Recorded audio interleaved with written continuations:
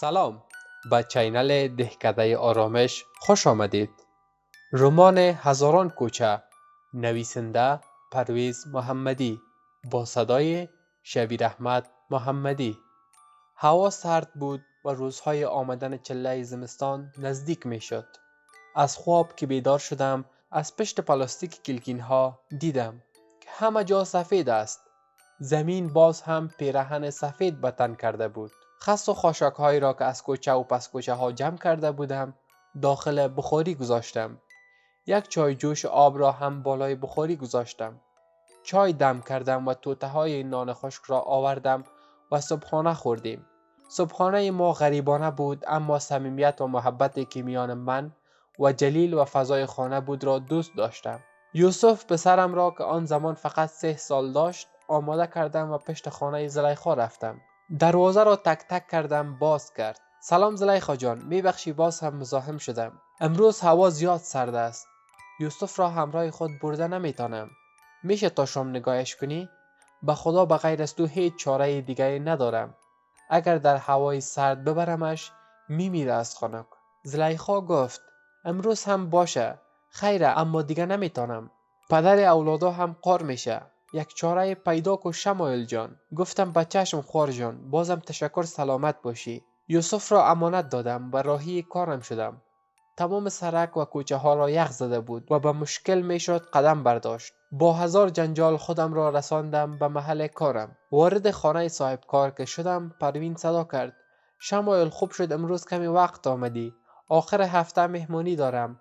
آب جوش از سماوار بگیر و رخت هایی که در او گوشه ماندیم باید شسته شوند که تا آخر هفته اتو شوند، خشک شوند. پوش های دوشک دبل است. دعا کو که دیگه برف باران نشه، اگر نی آبرویم میره. گفتم درست است پروین جان، اینه شروع میکنم. آب گرم را داخل تشت لباسشویی انداختم و شروع کردم به لباس شستن. آب برای چند لحظه اول گرم بود، اما کم کم گرمایش را از دست داد و لباس شستن شد مثل یخ شکستاندن. دانه های برف که در وقت شستن لباس ها بر روی دست هایم می افتید، بیشتر تنم می لرزید و پاهایم به حس می شدند. اما از مجبوری روزگار باید کار می کردم. برای به دست آوردن 2 لقمه نان، برای اولادم، برای خودم و یا شاید هم برای نجات جانم. کارها که از یک خانه تمام می شد به خانه دومی می رفتم. اگر در پهلوی لباسشویی پاککاری و آشپزی هم می بود پیسه خوب به دست می آوردم، و اگر نه مجبور می شدم تا شام پیش هتل ها استاد شوم و یا هم هزاران کوچه را کوچه به کوچه بگردم، دستم را پیش مردم دراز کنم تا چند افغانی پیدا کنم.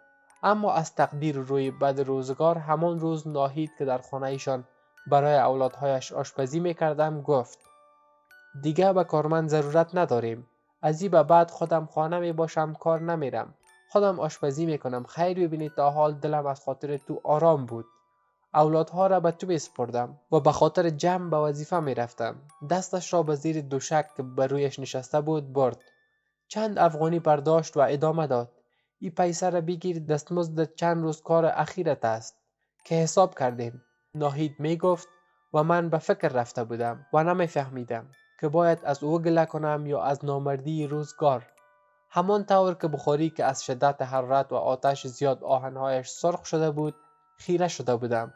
صدا کرد شمایل دخترم، خوب استی؟ گفتم جان ها خوب هستم، میبخشی فکرم نبود. خیر، خدا خیرت بده ناهید جان که تا حال دست ما را گرفتین و کمک کردین. بخشش باشه. از جایم بلند شدم، از خانه بیرون شدم. خدا از دلم خبر داشت چی میکشم.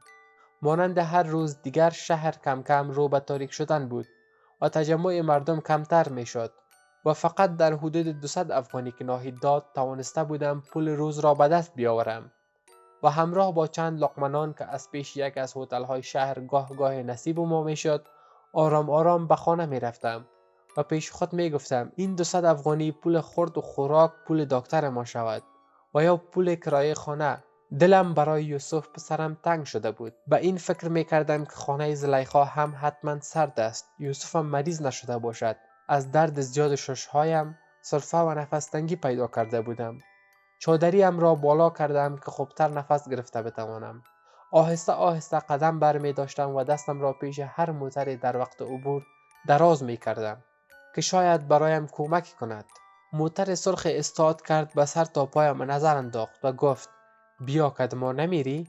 جمله بود که شاید روز چند بار میشنیدم، اما هر روز بیشتر برایم آزاردهنده بود.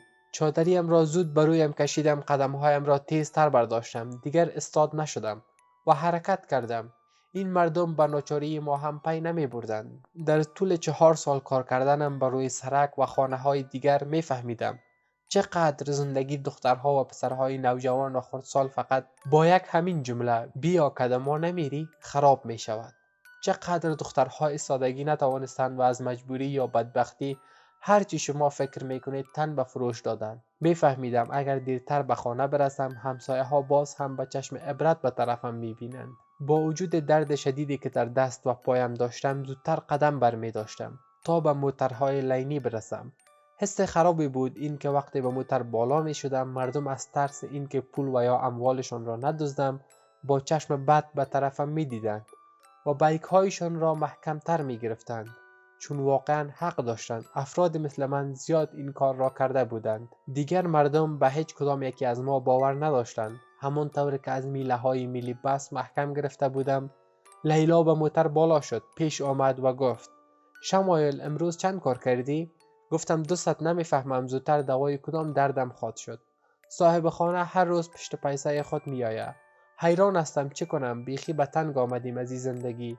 لیلا گفت خیر اخوار جان، امی روزگار همه ماست، عادت کردیم دیگه.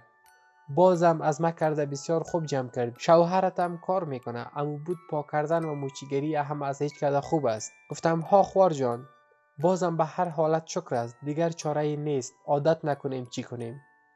لیلا دختر زیبارخت 19 ساله بود که بعد از 18 سالگی از پرورشگاه بیرون شده بود و به هر راهی خودش را میزد تا زندگیش را بسازد.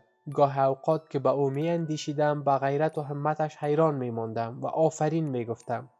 در تپه بیوه زنان کابل زندگی می کرد. آنجا مربوط زنان بیوه افغان بود، اما از ناچاری و دلسوزی لیلا را نیز در جمع خود گرفته بودند. به خانه رسیدیم و اول پشت دروازه زلیخا رفتم که یوسفم را بگیرم. یوسف را که گرفتم داخل خانه شدم. جمیل پیش از من به خانه رسیده بود. یک کمپل پینه دوزی را که داشتیم به دور خود پیچانده بود. زانوهایش را به سینه اش چسبانده بود و در یک گوشه نشسته بود. تا چشمش به من خورد گفت کجا بودی زن؟ بیا منتظر بودم که تو بیایی بخاری روشن کنم که خوب صحیح گرم بیایی. خس و خاشاک امروز کم است، فکر نمی کنم که تا آخر شب خانه گرم بانه. از گشنگی مردیم. راستی چند دادنت امروز؟ کار ما خو بسیار خراب است، روز 2-3 جوره بود، زیادتر با پالش کردن نمیآید.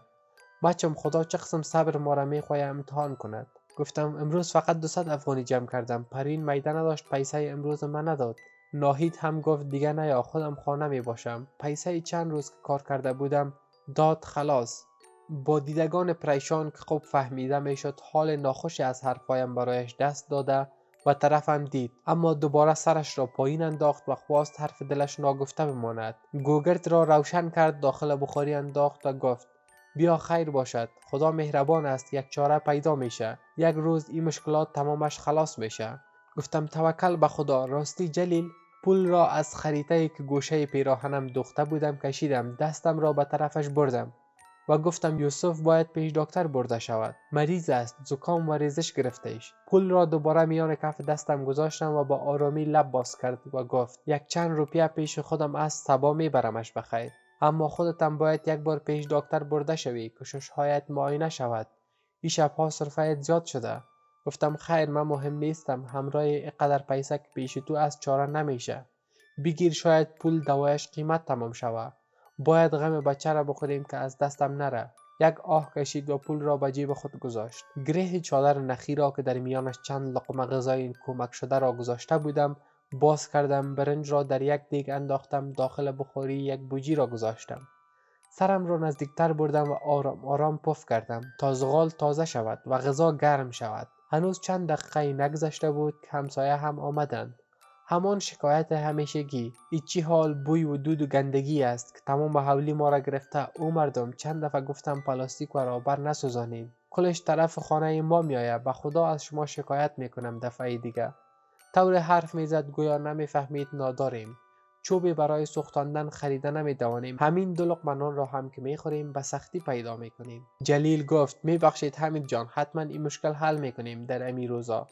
چوب قیمت شده، خریدنش بر ما مشکل است. اما حمید با وجود که سر و صدایش تمام جا را گرفته بود، در جواب گفت ای که شما چوب ندارین مشکل ما نیست دیگه. یک چاره کنین. جلیل گفت حتما یک کار میکنیم، میبخشین بازم. دروازه را بست، داخل خانه شد. گفت راست میگه، حق دارن این مردم. این قسم نمیشه، تمام کوچه را دود خانه ما گرفته، باید یک چاره پیدا کنیم. یک کار نو که پیسه صحیح تر داشته باشد. گفتم خیر جلیل، خدا مهربان است، حالی بیگی نان بخور که سرد میشه. دسترخوان را هموار کردم، بشقاب ها را بروی دسترخوان گذاشتم. یوسف برای بار دوم و یا سوم کباب مرغ میخورد. خوشحال بود و دفعه اولی که خورده بود بسیار خوشش آمده بود. آن بار هم خوراک بازمانده هتل ها بود که برای یوسف هم فهمانده بود که کباب مرغ چیست و چی مزه دارد. گوشت را برای یوسف تکه تکه می کردم که بر روی دستم چند قطره آب گل آلود چکید. به طرف بالا دیدم سقف چکک می کرد. دسترخوان را جمع کردم، یک تشت در همان قسمت گذاشتم تا خانه تر نشود. هرچی کوشش میکردم پول کرایه خانه جمع نمیشد. اگر کرایه این ماه را نمیدادم، ماه سوم بود که از صاحب خانه قرضدار میشدیم. هنوزم 24 سال داشتم، اما فکر میکردم سالهاست زندگی کردم و تمام عمر را هم در به در برای پیدا کردن چند لقمه نان گذشتاندم. خوب به یاد دارم در عین جوانی روز تولد 20 سالگیم پسر مامایم خواستگارم شد. اما وقت رضایت نشان ندادم، پدرم فهمید با پسر همسایه ما جلیل رابطه دارم. از ترس اینکه نامشان را بد نکرده باشم، وعده عروسیم را به زودترین فرصت به پسر مامایم داد. جلیل هر شب ساعت 12 سر بام خانه ایشان که با حولی ما یک دیوار مشترک داشت منتظر می بود تا یک دیگر را ببینیم. رادیو را با بام می آورد و یکی از آهنگهای احمدزایی را تا درجه آخر بلند می گذاشت و آن وقت من می فهمیدم که وقت ملاقات رسیده. از همان روزهای اول دلدادگی همین شده بود رمز ملاقات ما. آخرین شبی که به بام می رفتم، خارج از تمام غمهای دنیا، وقت صدای آهنگ را شنیدم که سرود تو را افسون چشمانت، لبخند عمیق بر روی لبهایم ظاهر شد و با عجله مثل برق به طرف بالا رفتم. تا دروازه بام را باز کردم، خندیدم و نفس نفس می زدم که چشمانم به پدرم خورد. قبل از من سر بام رسیده بود، گویا از تمام ماجرا خبر شده و کمین شکارش نشسته. تا چهره پرخنده و هیجان زده مرا دید، فهمید که پس با جلیل هر شب دیدار میکنیم. در حالی که دندانهایش را به هم میسایید از جایش بلند شد، دور خورد و خطاب به جلیل فریاد زد اولاد بی پدر، زود پایین شو، اگر آمدم از بام پایین مندازمت. با عجله و خشم که از سر و صورتش میبارید به طرفم دوید و من که جانم به لبم رسیده بود، از زینه ها مانند گرگ پایین رفتم و خودم را در پس شانه های مادرم پناه دادم تا به دست پدرم نیفتم. اما با خشم و هیچ کلامی با عجله از پیشروی ما گذشت و به شدت دروازه حولی را باز کرد و به طرف خانه همسایه ما جلیل رفت. مادرم دستش را به بازوانم حلقه کرد، مرا جلوی چشمانش استاد کرد و پرسید دختر چی شده؟ بگو چی کردی؟ پدرت کجا رفت؟ زبانم به لکنت افتاده بود، چیزی نگفتم. دویدم خودم را در اتاق مهمانخانه قفل کردم، چون میفهمیدم که حتما بعد از جلیل نوبت من است. پرده ها را بلند کردم، گوشم را به کلکین چسباندم. متوجه شدم که سر و صدای پدرم تمام کوچه را گرفته بود. پی هم داد میزد او بچه بی غیرت را بگو بیرون برآید، چشمت به ناموس مردم میدوزی، باز مثل موش در خانه پت شدی. بیبی اکبر، اگر یک دفعه دیگه جلیل سر بام دیدم یا ببینم که طرف خانه ما نظر انداخت، از خود گله کنین، از من. دوباره داخل خانه شد، دروازه را چنان محکم بست که تمام خانه لرزید. صدای مادرم آمد، با لحن لرزان میپرسید چی شده حامد؟ یک چیز خوب بگو. دل سر بچه کفترباز اکبر داده.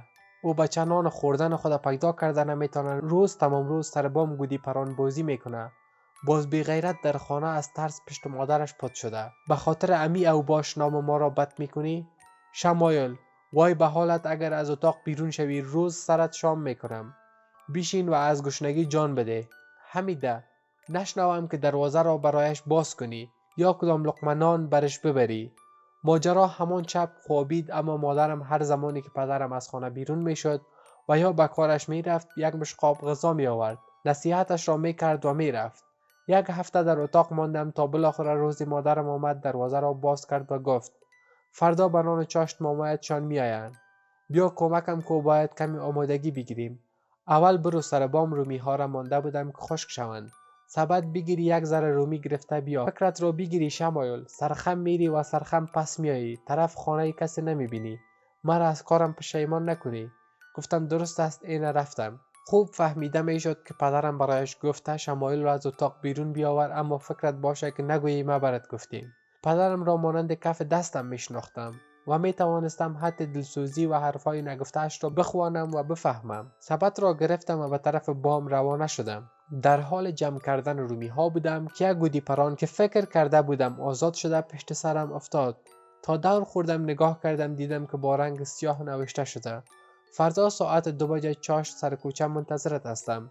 بیا که از اینجا بریم. دو دل بودم، نمیفهمیدم باید چی کار بکنم. از یک طرف عزت فامیلم بود که تا به حال کسی نام بدشان را نشنیده بود. از سوی دیگر دلدادگی خودم، قلب نارام و چشمان گریان هر شب خودم. 100 دل را یک دل کردم. روز خواستگاری به بهانه رفتن به حمام عمومی با جلیل وعده فرار گذاشتم. ساعت 2 ظهر بود که با 1000 دلشوره و ترس چند جور لباس جمع کردم، در یک بیگ گذاشتم. صورتم را تا زیر چشمانم پوشانیدم و از خانه بیرون شدم. جلیل طبق وعده سر کوچه منتظرم بود تا پا به فرار گذاشتیم. وکیل کوچه ما را دید و پدرم خبر داد. نه تنها که با سیم و چوب مشت لط و کوب شدم، بلکه دیگر اجازه از خانه بیرون برآمدن را هم نداشتم. خانواده مامایم وقت فهمید قصد فرار داشتم از خواستگاری انکار کرد و دیگر حتی به خانه ما نیامدند. پدرم هم مجبور شد به خواستگاری جلیل جواب بلی را بگوید و با هم عروسی کنیم. حالا هم همه تمام بدبختی های زندگی را به تقصیر خودم می دانند. شاید هم حق با آنهاست. 4 سال شد روی خانه پدرم را ندیدم. یک عشق، یک دلدادگی نباید این همه مشکلات را به بار می آورد. شب شد و از درد دست و پایم نمی توانستم به خواب بروم. ساعت از 2 و 3 گذشته بود. صدای سرفه های من تمام خانه را گرفته بود. برخواستم کمی نمک بر روی زبانم انداختم، اما هیچ فایده ای نداشت. همان طور که اشکهایم تمام صورتم را گرفته بود، جلیل صدا کرد: بلند شو، یک پیاله آب گرم بخور. کمپل را بر روی شانه هایم کشیدم، گوشه چادرم را کلولک کردم، پیش دهانم گرفتم تا صدایم کمتر پخش شود. وقت از خواب بلند شدم، لباسهای یوسف را پوشاندم، چادریم را به سر کردم و به طرف کار روانه شدم. به جای کارم رسیدم و مستقیم به آشپزخانه رفتم. در عین ریزه کردن پالک بود که با صدای بلند پروین فکرم از هم پاشید. گفت فکرت کجاست؟ چند دفعه صدایت کردم هیچ جواب ندادی. گفتم میبخشی نشنیدم پروین جان، چیزی کار داشتین؟ گفت پالک ها را ریزه ریزه میده کو که این مردم بسیار گپدان هستند. گفتم به چشم. روزهای سرد زمستان همین طور با 1000 جنجال و مشکل میگذشت و هر دو میکوشیدیم تا زندگی بهتر و دور از مشکلات برای خود بسازیم. هر روز که میگذشت صبر جلیل کمتر میشد و بر سر هر چیز بهانه میگرفت، اما بالاخره با کوشش زیاد توانست برای خود کار مناسب پیدا کند. موقت بود اما پول نسبتا خوبی به دست می آورد. شام که به خانه رفتم گفتم شمایل بیا که بالاخره خدا به صدای ما شنید. گفتم چی شده؟ چطور ای گپ گفتی؟ گفت کار پیدا کردم، از این به بعد برف پاکی میکنم. دیگر از قروزی ما در باریدن برف و باران بند است. خدا کمک کند یک چند روپیه پیسه جمع بتانیم که از زیر گپ صاحب خانه خلاص شویم. گفتم چی میگی جلیل؟ چقدر خوب شد، به خدا از شر یک غم بالاخره خلاص شدیم. خدا مهربان است که بعد از این زندگی ما یک کمی رنگ و رخ بگیره. گفتم بیا خیر باشه، ببینم که چی میشه. برف بام خانه ها را پاک میکرد و برف پاکی کار موقتی بود، اما میشد به زندگی کردن امید دوباره پیدا کرد. در خانه ای که زندگی میکردیم یک اتاق و یک دهلیز متوسط داشت و 3000 کرایه خانه باید پرداخت میکردیم. در اوایل که عروسی کرده بودیم برای چند ماه زندگی نسبتا خوبی داشتیم. همراه با مادر جلیل یک جا زندگی میکردیم، اما از وقت پدرم برای رفتن من از آن کوچه با خسرانم بر سر هر چیز بهانه میگرفت و جنگ کرد، از خانه بیرون شدیم. این 4 دیواری خرابه شد آشیانه ای ما. جلیل همیشه از خانه ای که برای برف پاکی و باغبانی میرفت تعریف میکرد و میگفت شمایل بسیار مردم خوب هستند، خانه بسیار مفشن و مقبول دارند. 2 نفر آدم در او خانه کلان متن چطور دق نمیارن. اگر یک طفل می داشتن بازم خوب بود، اما هر کس در زندگی خود یک چیز کم داره و شکایت میکنه خدا به یکی داده و به یکی نداده.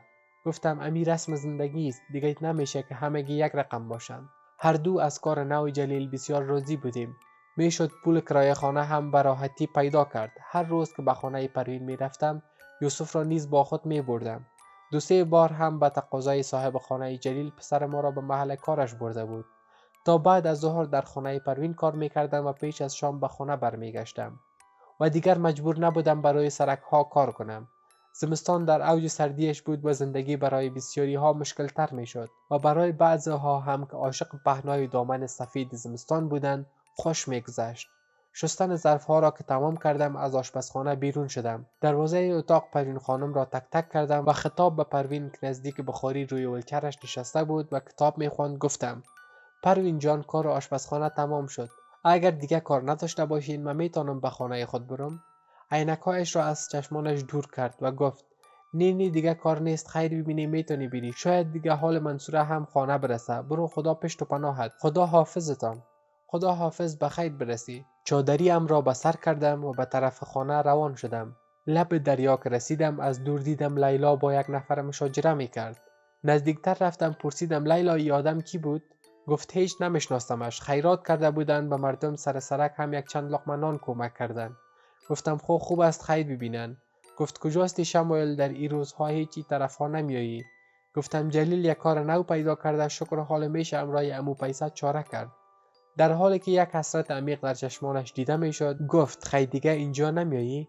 گفتم: ببینم چی میشه. خدا مهربان است که کار جلیل امو تو دوام پیدا کنه و دیگه مجبور نشم اینجا بیایم. گفت: خوب است، به کارش برکت. من رفتم که ناوقت میشه. خدا حافظ. وسایلش را گرفت و رفت. رفتارش متفاوت‌تر از همیشه بود، کمی خشن و مشکوک. زیر لب گفتم: خدا خیر پیش کند که این دختر به کدام راه بد نرود. به خانه که رسیدم جلیل با یوسف قبل از من رسیده بودند. برعکس روزهای دیگر بخاری روشن بود و خانه گرم و غذا هم تازه. جلیل در پشت پنجره ها نشسته بود و به فکر فرو رفته بود، طوری که حتی متوجه آمدن من نشد. سلام دادم، نشنید. گویا با چشم باز به خواب رفته بود. دوباره گفتم: جلیل، خوب استی؟ با یک بارگی سرش را که بر روی کف دستش تکیه داده بود بالا کرد و گفت: آمدی بخیر؟ گفتم: آه، سلام دادم، متوجه نشدی. علیکم سلام، فکرم نبود. بیا بیشی چای نودم کردیم. یک پیاله چای بنوش که گرم بیایی. گفتم: راستی یوسف امروز ناآرامی نکرد؟ گفت: نه، برعکس در خانه مختارشان بسیار خوش می باشه. خانم مختار هم همراه یوسف بسیار ساعتش تیر است. هیچ بیگانگی نمیکنه همراهشان. خوب است، مقصد مردم را به تکلیف نسازه. نه، دلت جمع راحت هستند. راستی شمایل، بیا بیشین، میخوایم چند کلام همراهت گپ بزنم.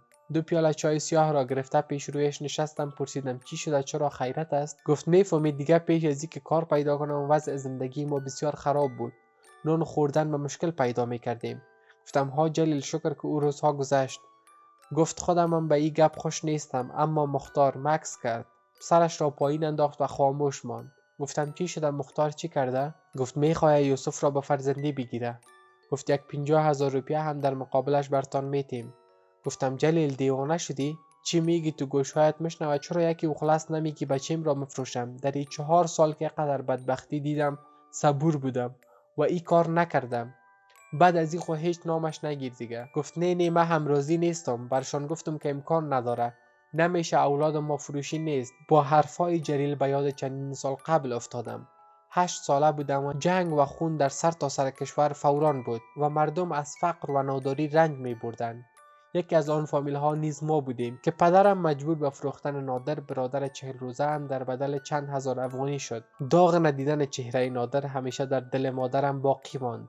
همین ترس در دلم رخنه شده بود و تصمیم گرفتم دیگر هرگز اجازه ندهم جلیل یوسف را با خود به محل کارش ببرد.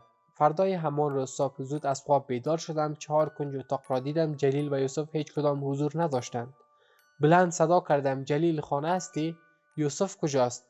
اما هیچ صدایی نشنیدم. از جایم بلند شدم، به دهلیز رفتم، آنجا هم نبودند. برای حولی رفتم، دوباره صدا کردم: جلیل کجاستی؟ اما گویا زمین دهن باز کرده و جلیل را بلعیده. چادریم را به سر کردم و از خانه بیرون شدم بدون اینکه ببینم چه چیزی به پا کردم. پاهایم برهنه است یا پوشیده. اصلا برایم فرق نمیکرد. دلم نارام بود. تا آخر کوچه رفتم که شاید در چای فروشی باشد، اما همانجا هم نبود. از دکاندار سر کوچه پرسیدم: کاکا احمد، صبح بخیر، امروز جلیل را دیدین؟ ها دخترم، صبح زود یوسف را گرفته کدام جایی رفتند. چرا، چیزی شده؟ خیرت است؟ گفتم: خیرت است، انشالله که خیرت است. با وجودی که در سرمای زمستان و هوای برفی پاهایم تا بند پا زیر برف شده بود، اما بدنم از شدت عصبانیت به جوش آمده بود. می ترسیدم از تمام حرفایی که به دلم افتاده بود.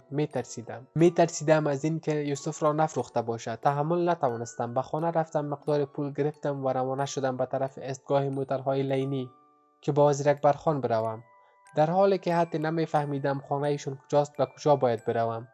به میلیباس بالا شدم. دست و پایم از عصبانیت می لرزید و زیر لب با خود حرف می زدم.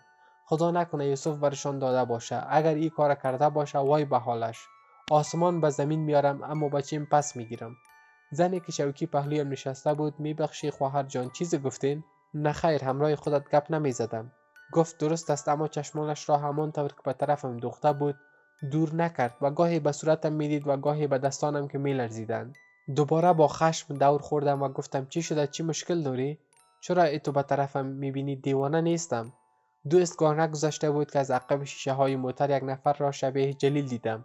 دقیق‌تر که شدم خودش بود، اما یوسف نزدش نبود. بلند صدا کردم: استاد، موتر استاد کو! اما گویا راننده اصلا صدایم را نشنید. با سکه آهنی که در دستم بود به شیشه زدم. بلندتر صدا کردم. گفتم: موتر استاد کو! راننده با بیخیال گفت: صبر کو، هنوز به ایستگاه نرسیدیم. فریاد زدم طوری که همگی فکر کرده بود دیوانه ام: استاد کو، زود پایین می شوم. با عجله از موتر پایین شدم. صدا کردم: جلیل صبر کو، استاد شو جلیل. دویدم تا خودم را به او برسانم. از پشت پیراهنش محکم گرفتم: جلیل صبر کو، بگو یوسف کجاست؟ یوسف چی کردی؟ آرام باش زن، در سر سرک چرا سر و صدا انداختی؟ خانه مختارشان است، تا دیگر می باشه. پیش از شام پس میارمش. گفتم نمیشه، امکان نداره. بچیم را زود امیال پس بیار. از دستش محکم گرفتم و کشش کردم.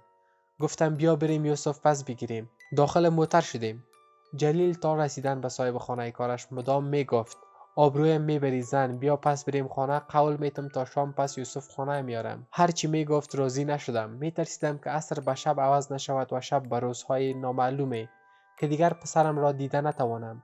با شدت دروازه خانه مختار که رسیدم با 2 دستم محکم به دروازه کوبیدم. صدا کردم: زود دروازه را باز کنین. جلیل صدا کرد: شمایل آهسته، چی میکنی؟ بد است. گفتم آرام باش آدم فریبکار، انسان فروش. دروازه را باز کردند و با تعجب و حیرت به طرف ما میدید. مردی که دروازه را باز کرده بود مختار بود. پرسید: چی شده جلیل، خیرت است؟ جلیل تا لب تر کرد. منتظر جوابش نشستم. با دست به شانه مختار زدم. داخل حولی شدم و گفتم: بچیم کجاست؟ بچیم را بیارین.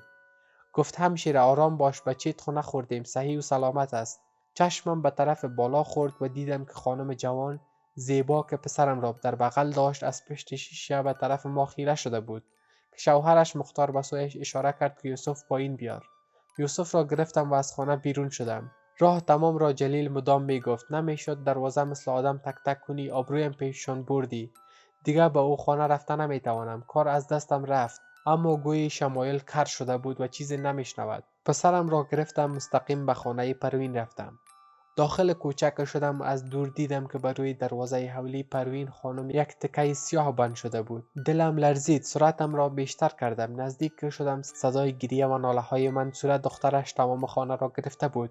شوهرش یک گوشه حولی نشسته بود، گریه میکرد. وسط خانه یک شپرکت گذاشته شده بود و پروین خانم که به سرش یک تکه سفید کشیده شده بود برای همیشه بر رویش خوابیده بود. تا چشمم به جسد بیجان خانم پروین خورد چشمانم اشک پر شد. نزدیکتر رفتم. دستهایم را از روی همدردی به سر شانه‌هایش گذاشتم. سرش را بر روی شانه‌هایم گذاشت و گریه میکرد. میفهمیدم درد دوری مادر سخت است. با هم یک جا گریه کردیم. دلداریش دادم که صبر خدا کند. زیادتر از 3 سال میشد در خانه پروین کار میکردم. همیشه مادرم را در چشمانش میدیدم. روز آخر که از آن منطقه کوچ میکردیم تمام وسایلم را جمع کردم و از خانه بیرون شدیم. چشمم که به دروازه خانه پدرم افتاد دلم طاقت نیاورد و خواستم خداحافظی نزدشان بروم. با قلب پر از درد و چشمان پر از اشک به دروازه تک تک کردم. مادرم صدا زد: کیست؟ در حالی که زار زار گریه میکردم سرم را بر روی دروازه ماندم و گفتم: مادر، من میرم. یک بار دروازه را باز کو که خداحافظی کنیم. بغض گلویش را می فشرد و با صدای گرفته گفت: نمیشه دخترم، پدرت خانه است، نمیمانه که داخل بیایی. چی میشد این کار نمی کردی؟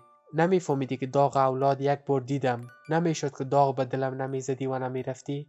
با گوشه چادرم اشکهایم را پاک کردم و با صدای لرزان گفتم مادر چیز نگو شمایل، هیچ چیز نگو، برو. حرفش تمام نشده بود که صدای پدرم آمد. کی است حمیده؟ همراه کی گپ میزنی؟ کسی نیست حامد، این آمدم. آخرین جملات بود که از مادرم شنیدم. جلیل صدا کرد بیا دیگر ناوقت میشه شمایل. آن کوچه آن محل تنها برایم خاطره ماند و بس. چند مرد آمدند یا الله گفتند، از پایه های چپرکت گرفتند و جنازه خانم پروین را برای دفن کردن بردند. منصوره با صدای بلند فریاد میزد صبر کنین، مادرم نبرین.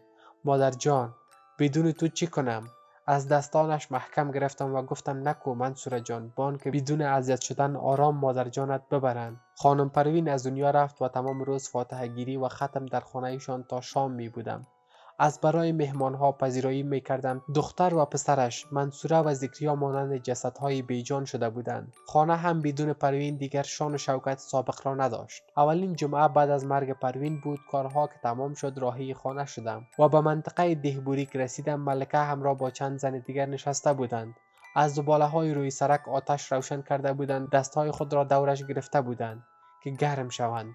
با یاد روزهای سابق رفتم. بالای سرشان استاده شدم و گفتم یار سابق از یاد بردین؟ ملکه به طرف بالا دید، خندید و گفت اوهو ببین کی آمده. دختر کجا بودی اینقدر وقت؟ بیا بنشین که گرم بیایی. گفتم هستم، در جال و جنجال زندگی بند موندیم، دیگه هیچ مشکل خلاصی نداره. راستی لیلا کجاست؟ دیده نمیشه. گفت وی تو از لیلا خبر نشدی؟ گفتم نی، چرا چی شده؟ لیلا را چی کرده؟ گفت چند روز پیش روی زیارت شاه دوشمشیره همراه یک نفر جنگ کرد. او مردکه دستش کش میکرد که بیا همراه ما بریم. لیلا هم نمیخواست بره. آخر دیگه چاره پیدا نکرد. او آدم را تیله کرد، افتید زیر موتر شد، مرد. پلیس هم لیلا را دست گرفته برد. تا حال دیگه هیچ خبری ازش نیست. بچم که قضیهشون چی شد و لیلا او مرد از کجا میشناخت؟ خدا بزنه این مردم بی حیا را. آخر زندگی دختر بیچاره را خراب کردن. چند وقت پیش هم دیدم لب دریا لیلا همراه یک نفر جر و بحث داشتن. پرسانش کردم کی بود این آدم؟ گفت کسی نی و زود رفت. حیف لیلای بیچاره، در زندگی روز خوش ندید. حال کی باشه که بگوید لیلا بیگناه است؟ کسی را نداره که ازش دفاع کنه. خدا کمکش کنه. قواره او آدم یادت است چه رقم بود؟ گفت صحیح یادم نیست، خو یک مرد نسبتا چاق و قد بلند بود. خدا گردن و بسته نکنه، به نظرم یک پیراهن تنبان نسواری رنگ پوشیده بود. همین رنگ بود فاطمه نه؟ مچم به خدا خوار جان درست یادم نیست. گفتم خدا خیر پیش کنه که لیلای بیچاره را زندانی نکنن. کم غم و درد دیده در زندگی خود. خب با اجازه تان من دیگه برم که ناوقت میشه. خدا حافظتان. خدا پشت و پناه از شمایل جان. به خانه رفتم. داخل اولی که شدم دیدم جلیل با قهر و غضب تمام چوب میشکستان، طوری که فهمیده میشد تمام درد دلش با چوب شکستاندن آرام میگیرد. سلام دادم، علیک نگرفت. پرسیدم چی شده؟ خیرت است؟ نه خیرت نیست خیرت.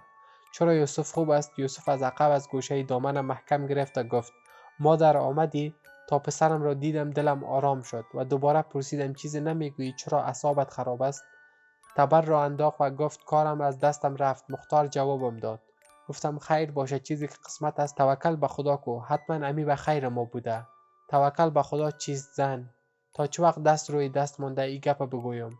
کارم به خاطر تو از دستم رفت، از خاطر رفتار خراب تو. کم کم نو زندگی ما رنگ میگرفت اما نموندی. گفتم چی کنم او زندگی را که بچیم پیشم نباشه؟ به خاطر شکم خود یگانه اولادم بفروشم که نان خوردن پیدا کنم؟ اما من خو نمیتونم دیگه هم اولاد داشته باشیم. او زن بیچاره اولاد نداره. خودت مادر هستی، درک کو. جلیل دیوانه شدی؟ آرام باش، بی همسایه سر بام است، میبینه بد است. به من که او اولاد نداره، از پرورشگاه به خود یک طفل فرزندی بگیره. چرا سر اولاد ما چشم دوخته؟ دیگه گپش نزنی. یک بار گفتم نمیفروشم، توته جیگرم است، اولادم است، چرا نمیفهمی؟ چادری من سرم کشیدم و زود داخل خانه شدم و دنبالم داخل خانه شد و صدا کرد تنها تو سرش حق نداری، اولاد مام است، میتمش و از این زندگی ذلتبار خودم را نجات میتم.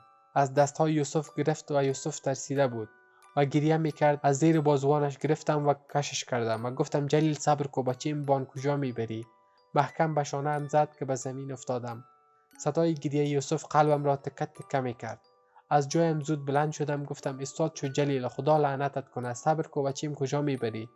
و دنبالش دویدم. نزدیک دروازه حولی رسیده بود. پایم به کنده چوب بند شد و افتادم. چشمم به تبر خورد. بلند صدا کردم به خدا اگر استاده نشی بر سر خود میزنمش. جلیل کمی نزدیکتر شد و تمسخر گفت بگیر زن. مرا میترسونی؟ اگر غیرت داری بزن تو که ببینم. گفتم جلیل به خدا میزنم. یوسف بان خودت به هر جایی که میری برو گم شو. گویا هیچ چیز نشنیده. از دستگیری دروازه گرفت و میخواست دروازه را باز کند که از پشت سرش دویدم و با تبر به سرش محکم زدم. تبر را بر روی زمین انداختم. جلیل کم کم توانش را از دست میداد. پسرم را از دستش گرفتم. لاش جلیل بر روی زمین افتاد. در ظرف چند ثانیه تمام بدن و لباسهای جلیل را خون گرفته بود. حمید همسایه مؤثر بام بلند صدا کرد: هلک مردکه را کشت. او مردم شوهر خود کشت. مثل برق همگی به خانه ما آمدند. هیچ چیز را شنیده نمی توانستم. همگی انگشت انتقاد بالایم بلند کرده بودند. حتی نمیخواستند فهمند چرا کشته شده. در میان تمام داد و بیدادهای مردم دوباره با عجله داخل خانه شدم و دروازه را قفل کردم. اما حولی را نفر گرفته بود. چند دقیقه نگذشته بود که پلیس ها هم رسیدند. از پشت دروازه اتاق مدام صدا می کردند: همشیره دروازه را باز کو. ترسیده بودم و بدنم می لرزید. چیزی گفته نتوانستم. دوباره صدا کرد: دروازه را باز کو. میفهمی که هیچ راه فرار نداری. از ترس سکوت کرده بودم و حتی یک کلام هم گفته نمی توانستم. دوباره گفت: ما را به خشونت وادار نکن. اگر دروازه را باز نکنی مجبور میشم بشکنانمش. حق با او بود و راهی فرار نداشتم. از جایم بلند شدم. دروازه را باز کردم. در حالی که گریه می کردم گفتم: هیچ گناهی ندارم. پسرم را می برد. می خواست بفروشیش. گفت: بیا بریم گپ‌هایت را باز در قماندانی بگو. عامر صاحب رفته نمیتونم. بچیم تنها میمانه. شوهرم می خواست یوسف ما بفروشه. خودتان بگویید گناه ما چیست؟ بیا همشیره بچیت هم بگیر و بیا. یوسف را محکم بغل گرفتم. از دهلیز به حولی رفتم. زن و مرد تمام همسایه ها به طرفم می دیدند. با چشمهای خود لعنت می فرستادند و زیر زبان پچ پچ می کردند. عامر صاحب صدا کرد: از بین شما هم کسی اگر شاهد عینی بود همراه ما به حوزه بیاید. حمید صدا کرد: بله عامر صاحب ما بود و با دو چشم گناهگار خود دیدم شوهر خود همراه تبر زد به سرش. خانم حمید که بسیار زن شرور بود گفت: بی حیا بازگیریه هم میکنه. تمام وقت صبح تا شام در بیرون بود. خدا میفهمد چی فساد داشت. آخر هم شوهر بیگانه خود کشت. بیچاره جلیل چی کارهایی که به خاطر ای زن نکرد که زندگی خوب داشته باشد. تو ببین آخر به حقش چی کرد. هر قدم که میگذاشتم حرفایشون زیادتر و بلندتر میشد. جسد بیجان جلیل پیش روی دروازه افتیده بود. به خودم به دستانم باور کرده نمیتوانستم. چطور شد؟ چرا شد؟ جلیل چرا اینقدر زود تغییر کرد؟ از دروازه که میگذشتم پاهایم خون پر شده بود و هر قدمی که هم میگذاشتم لکه قدم‌های خون آلودم بر روی زمین نقش میشد. داخل موتر پلیس که شدیم هنوز حرکت نکرده بودیم که آمبولانس رسید. تمام راه از خانه تا قماندانی را به این فکر بودم که سرنوشت ما چی می شود. در حالی که چشمانم را با دستان کوچک یوسف دوخته بودم از مأموری که در سیت پیشروی موتر نشسته بود پرسیدم: مأمور صاحب سرنوشت ما چی میشه؟ مرا زندانی میکنن؟ حمید صدا کرد: نه خیر، میمونن که آرام و راحت زندگی کنی. مأمور صدا کرد: آرام باشین همشیره، نمیفهمم باید اول تحقیقات شود. مثلا اگر زندانی شوم چند سال طول خواهد کشید؟ شاید مدت 20 سال یا کمتر یا زیادتر. چی 20 سال؟ در این مدت پسرم یوسف هم زندانی می باشه؟ نه خیر، طفل فقط تا 5 سال حق داره در زندان باشه. باز هم نظر به نتیجه محکمه تصمیم گرفته میشه. باید صبر داشته باشی. هرچی بیشتر فکر میکردم ذهنم مخشوشتر میشد. تمام تشویشم به خاطر پسرم بود. تنها امید زندگیم. هر بلایی که قرار است بر سرم بیاید تنها به خاطر این است که خواستم پسرم را محافظت کنم. اما از کشتن جلیل همان لحظه اصلا پشیمان نبودم. آخر چرا انسان بخواهد انسانی را برای آرامش زندگی خود بفروشد؟ چه برسد به آن که پدری به خاطر نان خوردنش طفلش را بفروشد؟ به قماندانی رسیدم. یکی از ماموران گفت: سر این چوکی بشی منتظر باش. عامل تحقیقات جنایی رسید. پرسید: جرمش چیست؟ عامر صاحب شوهر خود به قتل رسانده. او که عینک و چشمهایش بود از پایان عینکهایش به طرف بالا نظر انداخت و گفت: مسئله از چه قرار بود؟ شوهرت را چرا به قتل رساندی؟ میخواست پسرم را بفروشد. صاحب کارش برایش پیشنهاد داده بود میخواست در بدل چند هزار افغانی اولاد خود بفروشد. چرا به یک پلیس شکایت نکردی که وقت دست به قتل زدی؟ اصلا موقع نداد. وجودش از حرص پر شده بود. یوسف را گرفته و به زور از خانه می بردیش. هرچی برش گفتم نکو، حق نداری بفروشیش، به گپهایم گوش نکرد. حتی به مرگ خود تهدیدش کردم بازم استاد نشد.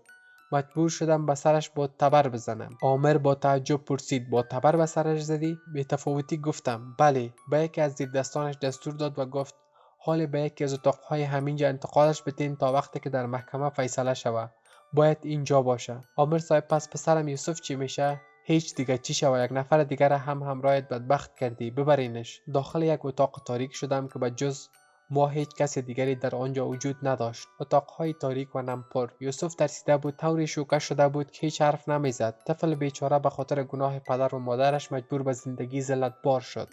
گاه اوقات فکر میکردم اگر به جز جلیل با شخص دیگری هم عروسی میکردم، چنین زندگی برایم رقم میخورد، یا به خاطر که آهی به جان خریدم شاهد چنین روزی هستم. روز اول در زندان با امید همین که فردا شاید آزاد شوم گذشتاندم، چون اصلا فکر نکرده بودم روز این بلاها بر سرم خواهد آمد. گاهی هم فکر میکردم شاید همه اینها خواب است. در حقیقت یکی از بدترین قسمت‌های زندگی همین جاست. دعا میکنی بدترین کابوس زندگیت باشد، اما کابوس باشد نه واقعیت. هر ثانیه‌ای که میگذشت خوبتر میفهمیدم چی بلایی بر سر خودم بر سر جلیل آوردم. 9 روز گذشت و هیچ کس از چگونگی قضیه چیزی نمیگفت. صبح روز پنجشنبه بود که نگهبان همراه با یک زن دیگر رسید. در حالی که قفل دروازه را باز میکرد پرسیدم از قضیه ما خبری نیست؟ معلوم نشد که تا چه وقت اینجا میمانم؟ در جواب گفت هر وقت قضیت به محکمه رسید خبر میشه. چرا قدر تشویش داری؟ به هر جایی که برده شوی بهتر از اینجا نیست. خاطرت جمع. چشمانم را دور دادم. یک آهی کشیدم به طرف خانمی که در حدود 50 سال داشت. با قد بلند، 4 شانه و کمی از ظاهر خشن بود. نظری انداختم. سکوت عجیبی در داخل اتاق بعد از آمدنش حکم فرما شده بود. بعد از گذشت چند دقیقه پرسید از قواره خو بسیار عاجز به نظر می رسی. چی شده که اینجا رسیدی؟ چیزی نگفتم و سرم را پایین انداختم. بعد از چند ثانیه مکث کردن دوباره گفت عروس ما هم بسیار آرام و عاجز به نظر می رسید. آخر چهره معصومش کارش به مرگ کشاند. کنجکاوانه پرسیدم عروست به قتل رساندی؟ بله. بسیار به افتخار و به باک حرف می زد. گویی اصلا کاری نکرده. چرا؟ در حالی که سرش را میان دستانش که مشت کرده بود گذاشته بود گفت همراه شوهرم رابطه داشت.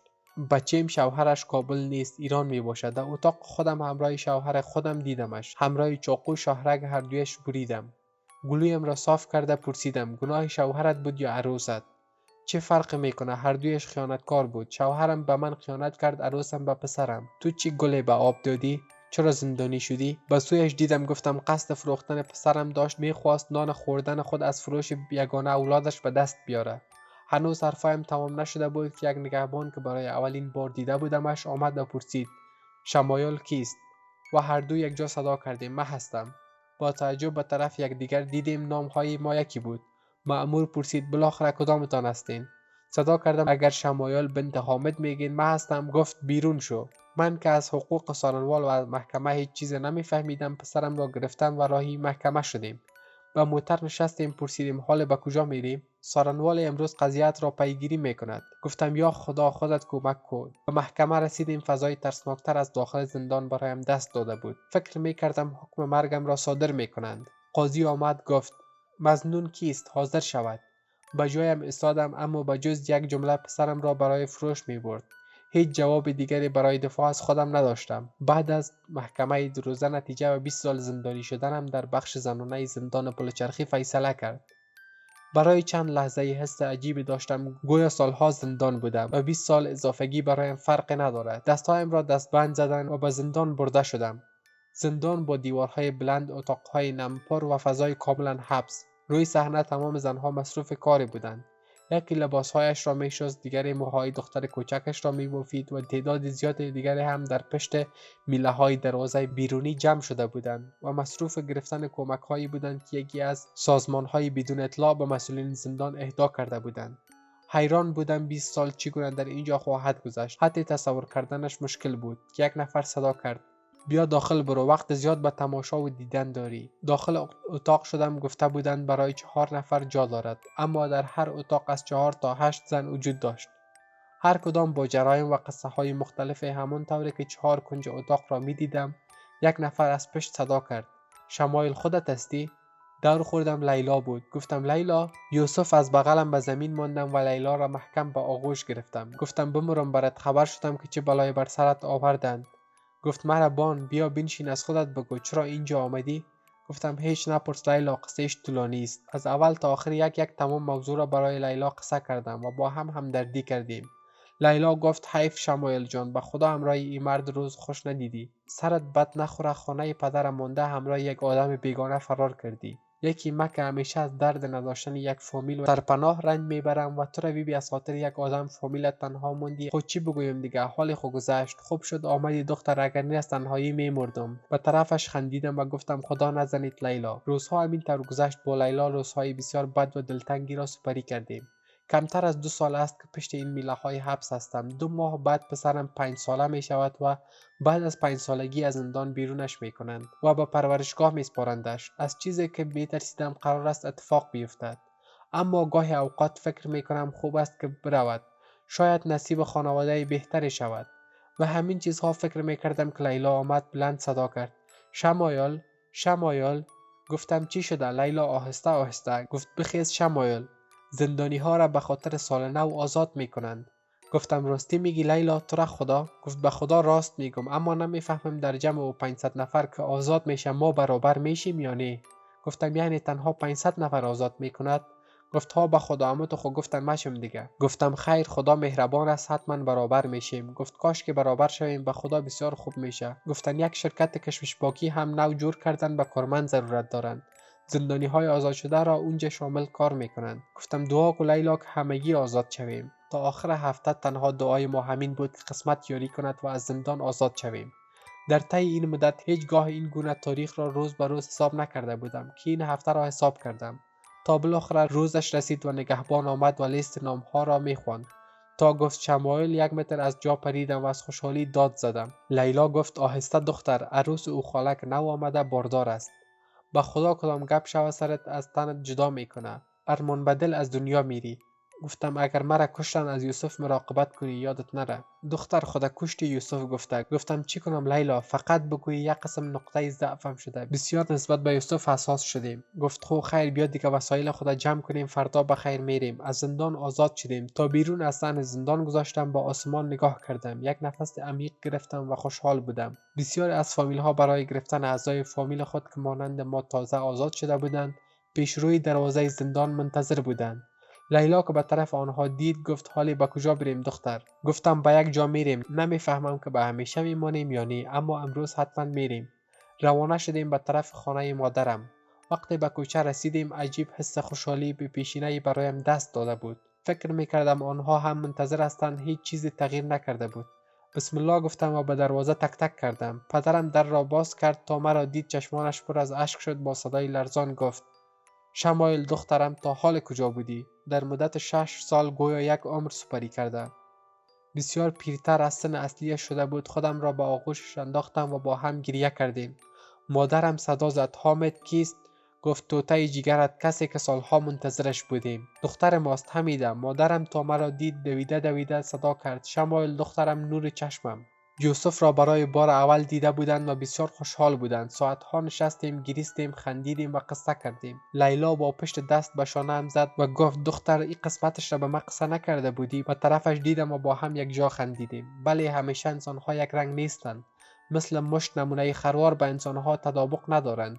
همانطور که گفتم تمام زیبایی هایی را که به چشم میبینم زیبایی نیستند. هزاران کوچه را دیدم، تجربه کردم و حال دیگر میفهمم که زندگی چیست و انسانها چگونه هستند. جلیل شاید تنها ظاهرش زیبا بود، اما انسان باید طرز فکرش زیبا باشد، باطنش زیبا باشد. شاید 1000 کوچه مانند صنم و دلداده برایتان جالب نبوده باشد، اما این بار خواستم گوشه ای از ناچاری های طبقه فقر زده افغانستان را برایت انعکاس دهم که فکر میکنم تا جایی توانستم.